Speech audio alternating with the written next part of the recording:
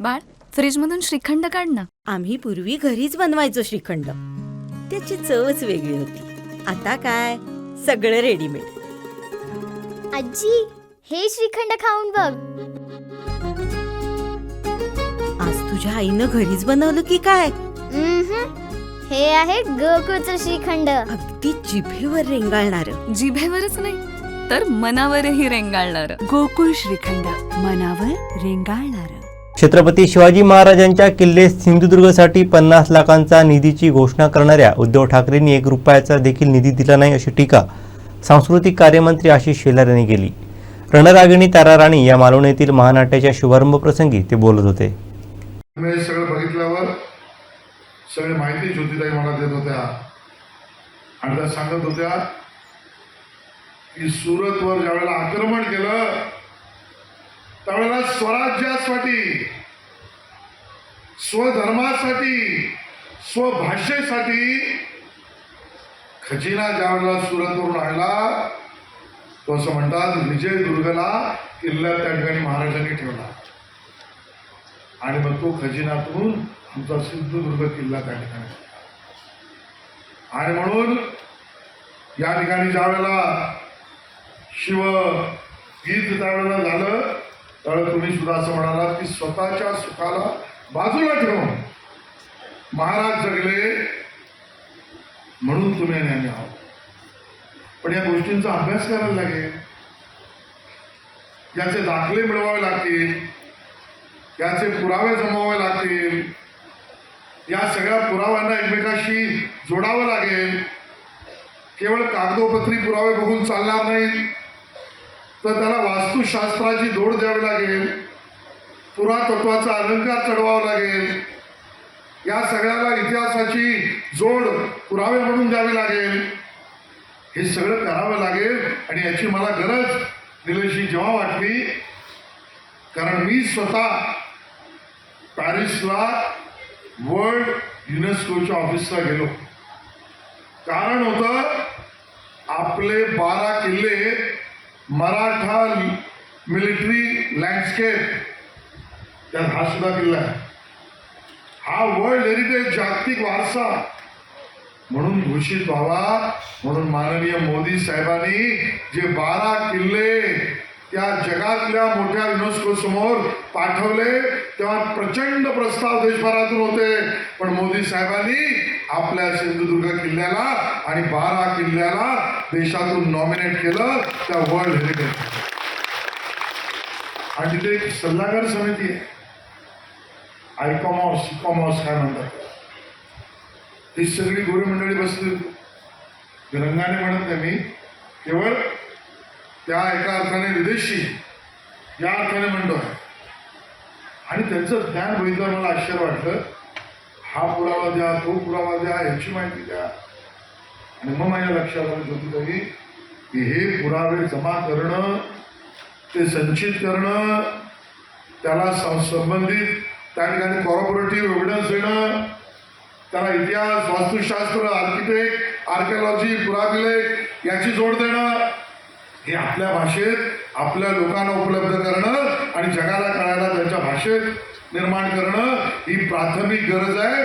आणि म्हणून मी किल्ल्यावरून आज घोषित केलं मुंबई विद्यापीठाचं अध्ययन केंद्र. हे 4 किल्ले म्हणजे सिंधुदुर्ग, पद्मदुर्ग, राजकोट, सर्जेकोट या 4 किल्ल्याच्या अभ्यासासाठी मुंबई विद्यापीठाचं अध्ययन केंद्र होईल.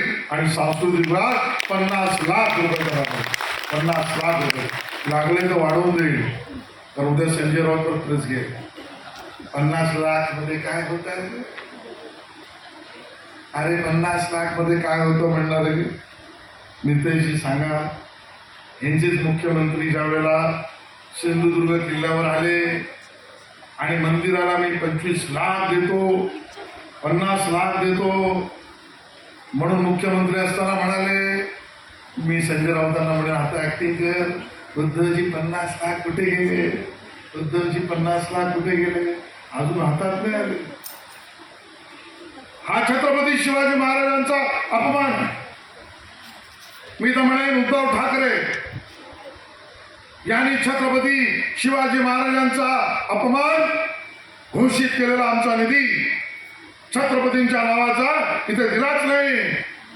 आणि काय सांगावं, कोणाला माहिती, आम्हाला 50 लाख रुपयाची या ठिकाणी सिंधुदुर्ग किल्ल्यावर घोषणा केली आणि त्याच काळामध्ये त्या याकूब मेमनचं थडगं त्याला मुंबईमध्ये रंगरंगोटीने सांगितलं.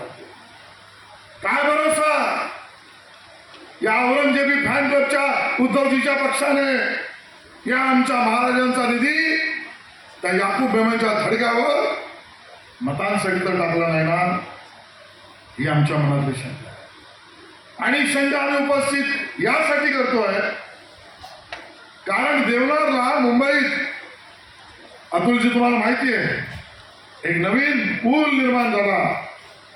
त्या पुलाला नाव द्यावं म्हणून छत्रपती शिवाजी महाराजांचं नाव, हा प्रस्ताव मांडला. पहिला विरोध तिकडे झाला. मला वाटलं विरोध अबू आझमीने केला असेल, मुस्लिम लीगने केला असेल. नाही हो, छत्रपती शिवाजी महाराजांच्या पुलाच्या नावाला विरोध हा त्या ठिकाणी केला तो उद्धव ठाकरेंच्या पक्षाच्या खासदारांनी केला. आणि म्हणून आमच्या मनामध्ये एक शंका आहे.